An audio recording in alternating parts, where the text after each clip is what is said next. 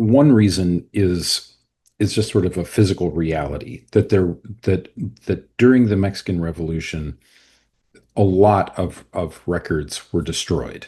And Tequila and Guadalajara were two places that very specifically saw this kind of destruction. Tequila was burned four different times in a period of just a couple of years in the middle of the revolution. Guadalajara was burned five times. And to me, as a sort of lover of history and especially a lover of archives, these accounts of records being brought out onto the plazas and set on fire in huge bonfires is heartbreaking because that's all of that history and those records just literally going up in smoke. But the other thing that came out of that is that the reason that these fires were being set was to destroy record of provisional governments and revolutionary movements and to protect the people who might potentially face prosecution for their activities, either business or political. And Jose Cuervo himself was a great example of that exact danger. That Cuervo, in the middle of the revolution, was arrested. He was tried as an enemy of the revolution by the provisional government of Venustiano Carranza.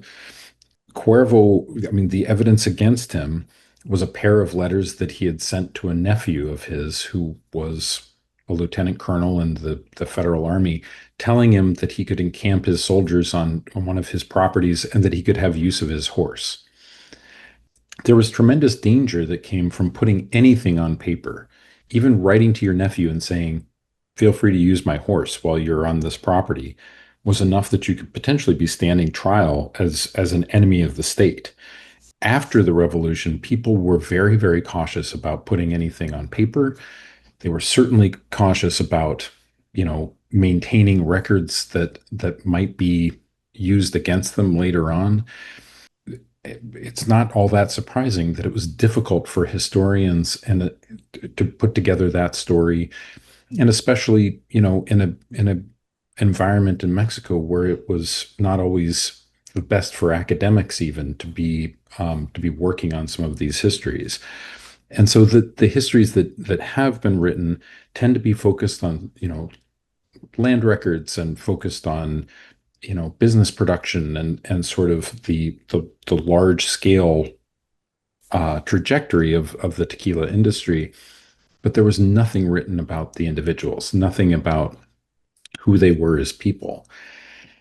The question that I had in my own mind was, would it be possible to do this? Would it be possible to not just talk about, what the annual sales of Cuervo were versus Sousa, but to get to know these historical figures as people?